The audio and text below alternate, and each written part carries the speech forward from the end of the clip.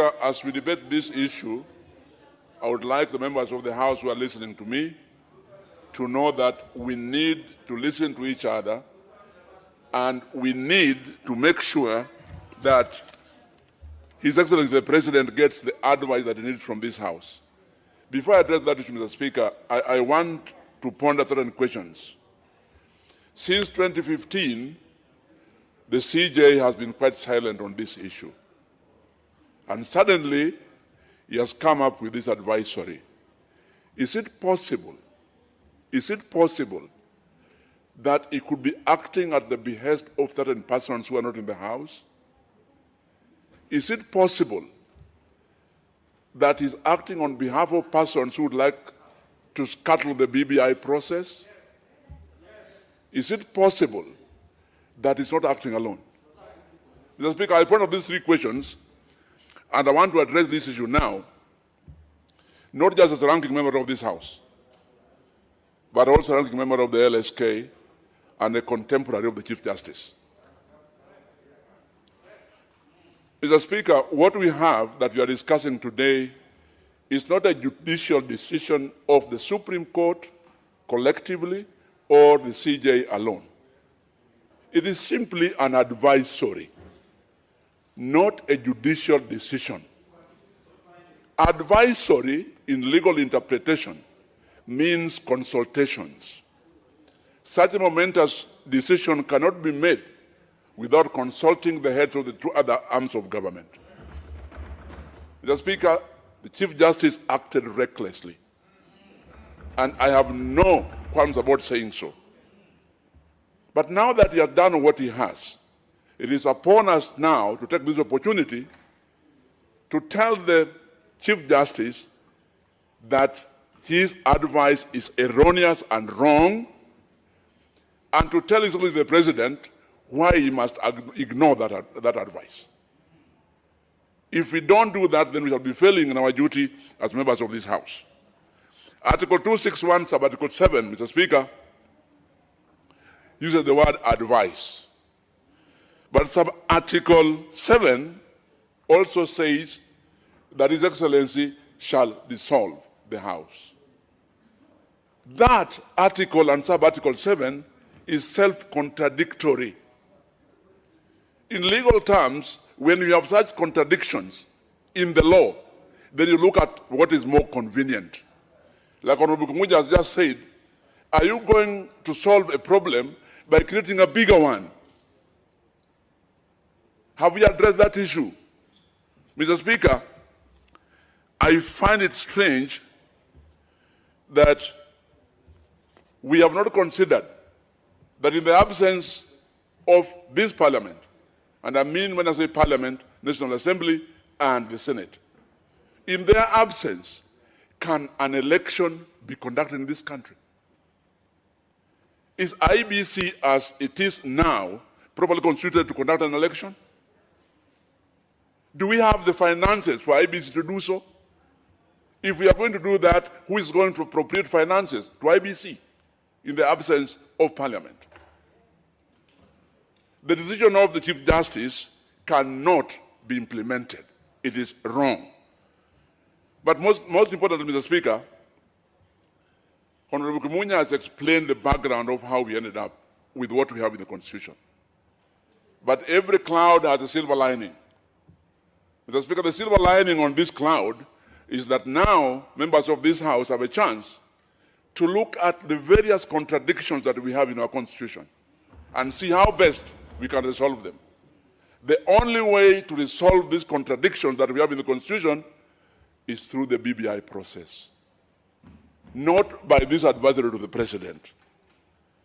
Look at Article 267, Mr. Speaker, that gives the Chief Justice the authority to give that advisory. And let us not forget, it is an advisory, not a decision, not an order. Let's look at that article in relation to Article 38(2) of the Constitution. Mr. Speaker, Article 38(2) says as follows. I know you're familiar with it. Political rights. Article 38(2) every citizen has the right to free, fair, and regular elections based on universal suffrage and the free expression of the will of the electors. Clearly, this is one article that contradicts 267. And they are in the same constitution. And that's why I'm saying that we have the chance now to look at these various contradictions and see how best to resolve them. Mr. Speaker, let us look at Article 259. And 259 is on how we construe the various provisions of the Constitution. Has the Chief Justice complied with that? Did he address his mind to 259 before he issued the advisory? I think not.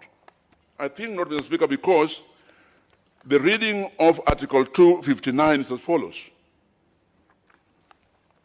If you are going to construe the Constitution, then these are the tenets on which that interpretation must be based. Article 259, construing this Constitution. Sub-Article 1. This Constitution shall be interpreted in a manner that, A, promotes its purposes, values, and principles.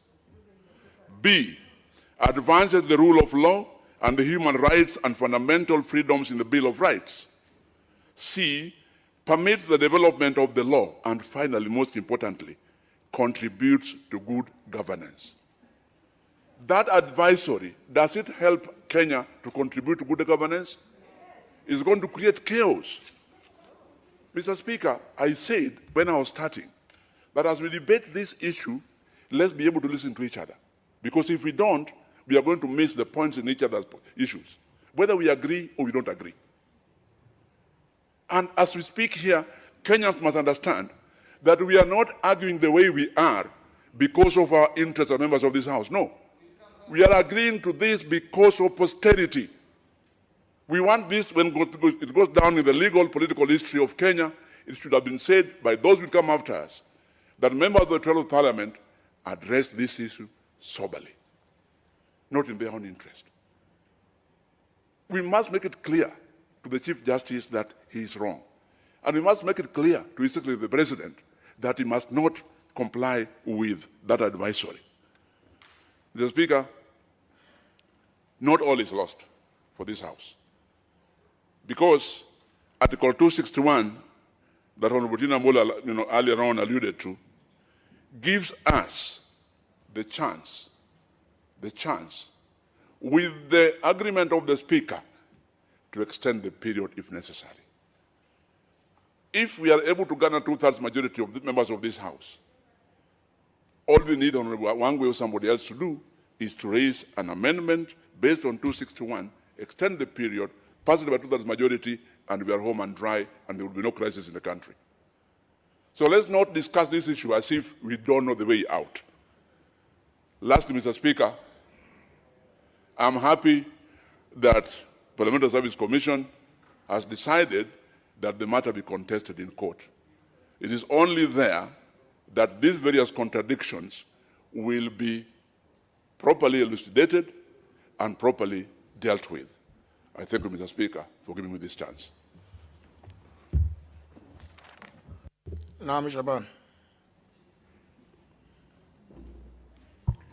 Asante sana Mheshimiwa Spika kwa kunipatia nafasi hii pia kuzungumzia swala hili ambalo ni la kikatiba na ambalo tayari limeweka nchi hii